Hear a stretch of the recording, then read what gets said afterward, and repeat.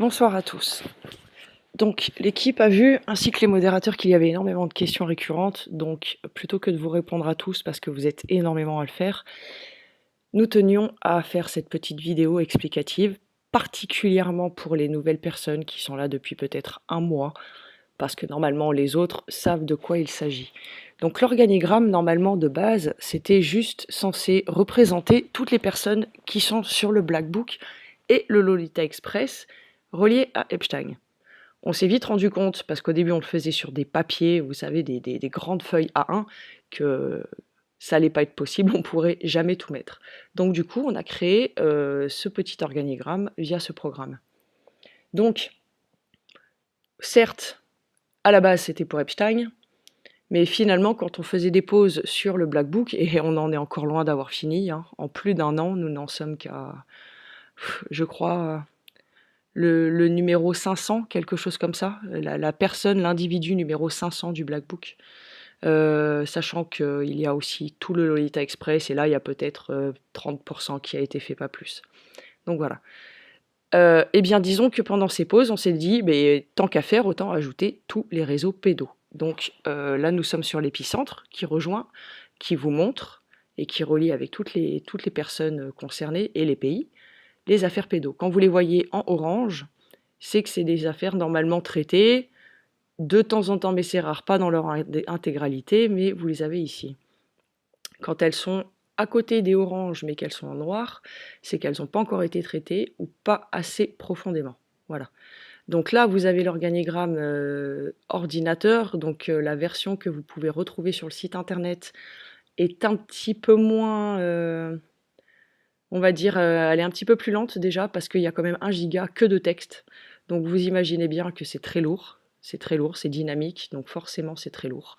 Et vous l'aurez un petit peu plus petit, et avec une petite case sur le côté, que je vais essayer de vous montrer si ça ne rame pas et si ça veut bien me l'afficher. Voilà, en fait tout le texte qui va avec l'individu ou l'affaire en question. Donc, effectivement, il y a énormément d'individus sur l'organigramme qui ne sont pas des pédophiles ou des criminels. Mais il est nécessaire, et c'est ainsi qu'on a réussi à avancer et à relier énormément de personnes à des réseaux, comme nous sommes en train de le faire, plus particulièrement une femme extrêmement déterminée à aller au bout de ce dossier, qui est Urson F Society, qui s'occupe du réseau allemand. Il faut savoir que les 3-4 affaires dont vous avez entendu parler dans la presse, ce n'est pas des affaires isolées les unes des autres, c'est une seule et même affaire. Tout le monde se connaît, c'est un seul réseau. Voilà.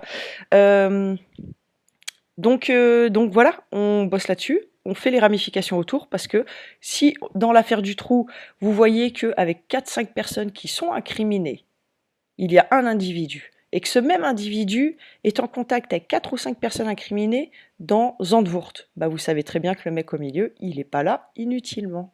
Voilà, c'est une personne d'intérêt, c'est ce qu'on appelle une ramification.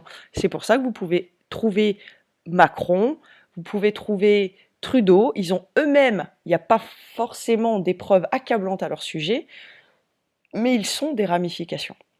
Voilà. Après, il y a des gens qui sont là, qui font des connexions entre des personnes et qui, en apparence, n'ont rien à se reprocher. Mais on a besoin de faire ces ramifications. Voilà pourquoi vous trouverez des gens qui, normalement, n'ont pas forcément fait quelque chose. Alors, on va continuer juste dans la petite explication de l'organigramme.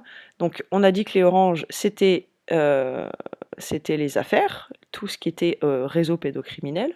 Les rouges à côté, c'est les plus, d'après nous, les pires. Hein, voilà. On ne pouvait pas toutes les mettre, mais voilà, celles qui ont profondément choqué dans l'âme et le cœur les enquêteurs de la team, dont je fais partie. Comme Daisy Destruction, par exemple. Daisy Destruction, c'est ce qui m'a le plus traumatisé. Donc il y a forcément aussi Jeffrey Epstein, parce que c'est une des plus grosses affaires aussi. Et voilà, l'opération Azrael, qui est un équivalent de Dutroux, mais personne ne vous en parle, hein, c'était l'année dernière. L'opération Trinity, hein, le réseau espagnol, pareil, un équivalent à Zandvoort numéro 3, enfin multiplié par 3, mais personne ne vous en parle, voilà. Et puis au-dessus de ces épicentres, on a mis quand même des trucs qui puent la merde, hein, comme des sites internet pro-pédos, des associations qui sont tout le temps là quand il y a des affaires pour enterrer des réseaux pédos, comme l'association Olga Spitzer, hein, petit big up à Sylvie Finger, la FAP.